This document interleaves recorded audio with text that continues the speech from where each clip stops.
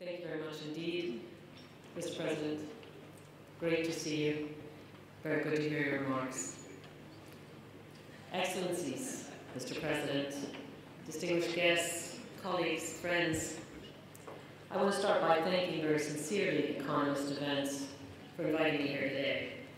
The topic that I've been asked to speak to you about, as we've just heard, is Cyprus reunification talks. Can we still hope? I think we can all agree that this is a topic that continues to resonate with people, with Cypriots all across this island, both in terms of their minds, but also their hearts. I'd like to begin with this word of hope. We can recall that it was Martin Luther King who said, "We must accept finite disappointment, but never lose infinite hope." In the context of Cyprus, I'm very well aware that the disappointments have been many over the years. And even though I've been asked to address this question today, I would like us all to think about this question of whether hope still exists for reunification talks on Cyprus.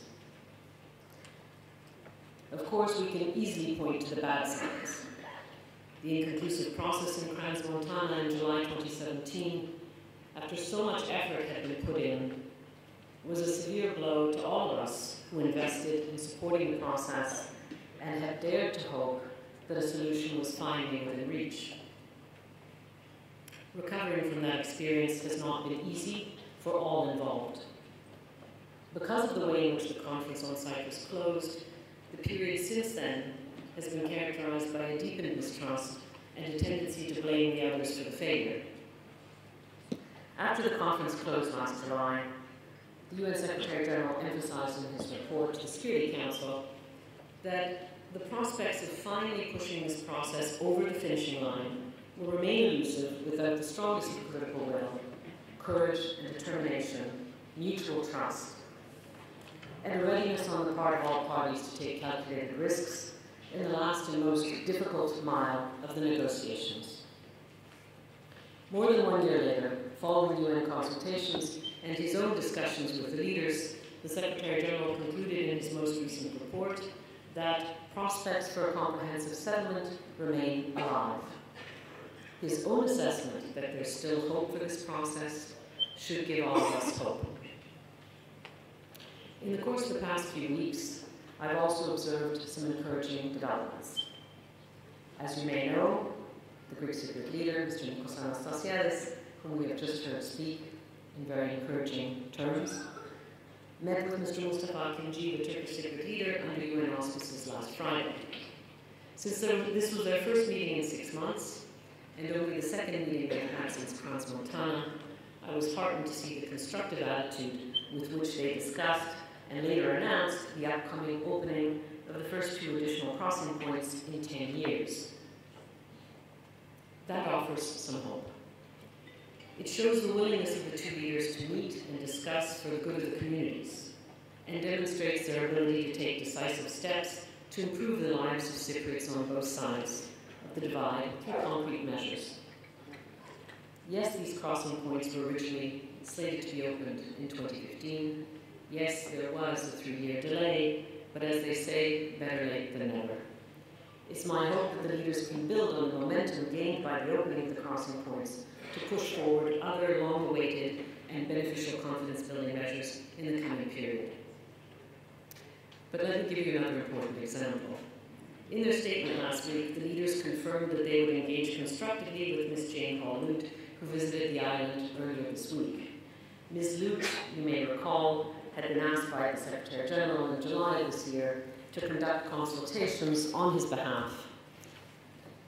She met with both leaders to gauge whether the sides continue to converge on key issues and ultimately whether the parties are able to agree on a consensus starting point for a possible negotiated conclusion to the Cyprus issue.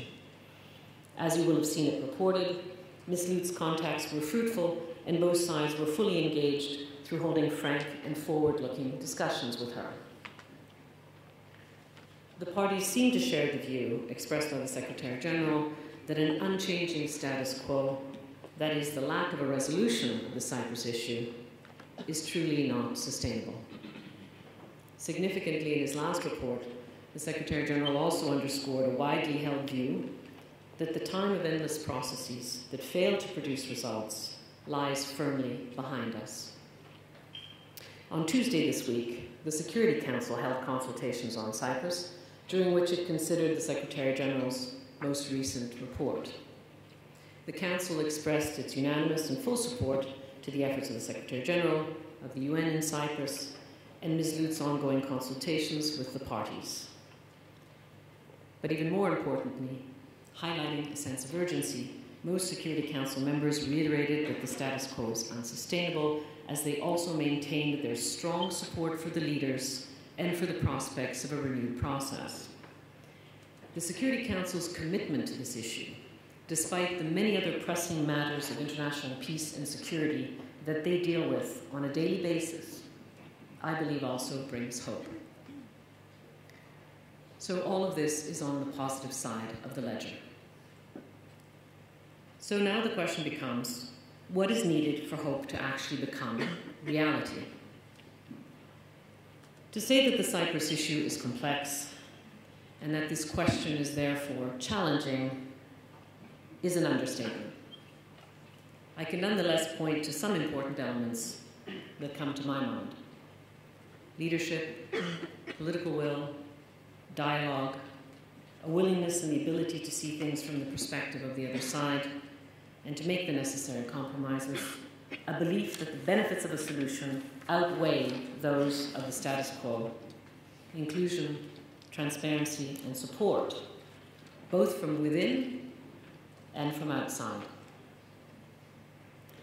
On this last point, the UN understands that the international community, and in particular the guarantor powers, the United Kingdom, Greece, and Turkey, must do their part to support this process and contribute positively to reaching a solution. At the same time, the UN, including the Secretary General, has been quite clear that it's first and foremost up to the Cypriots, and especially the two leaders, to determine the future course of this process. At this critical juncture, the leaders are called to show their absolute determination, courage, and leadership, and I believe we've heard this today.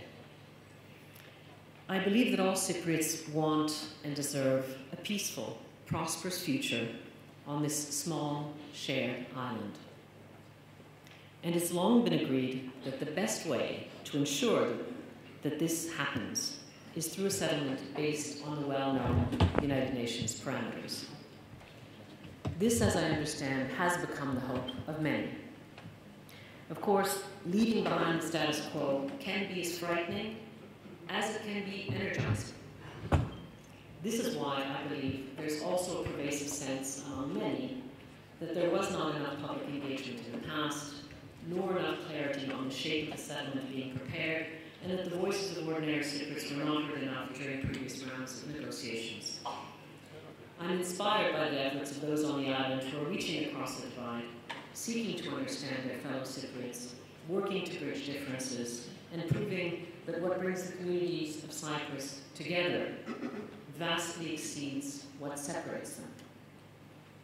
I fully share the Secretary General's trust, as he put it in his latest report, and I quote, "in the vitality, energy, and strength of the island's population, including, especially, its women and youth, as well as his belief that greater engagement of civil society is essential to, as he put it, building the necessary confidence to take the steps that a solution will require."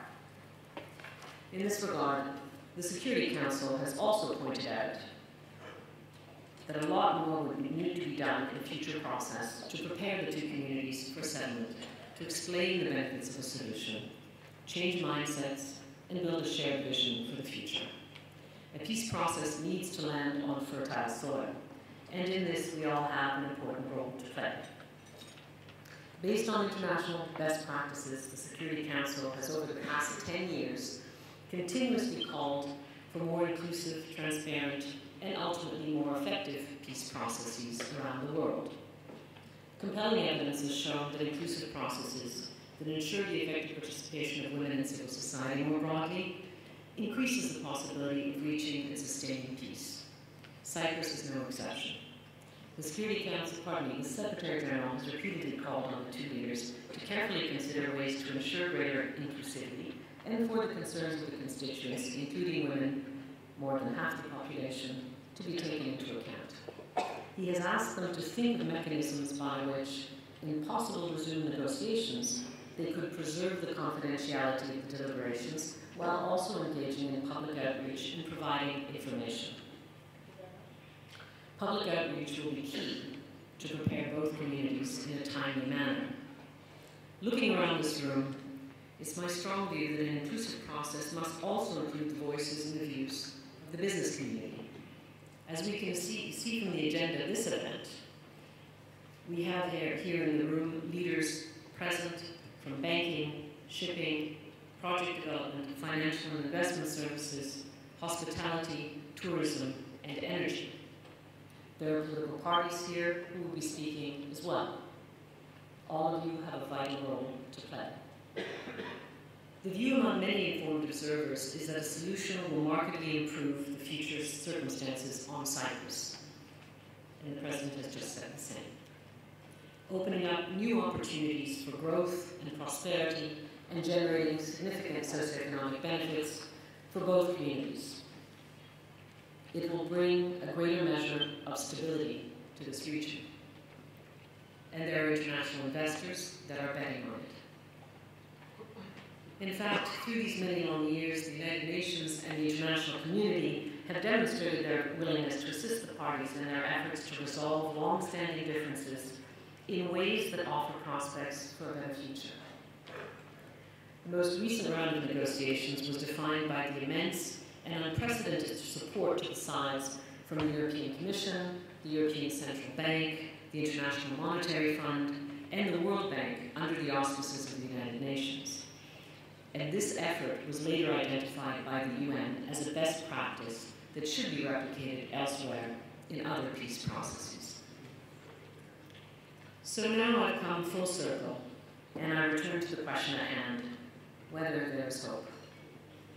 As I mentioned at the outset, the Secretary General has made his own assessment that prospects for a durable solution in Cyprus remain alive.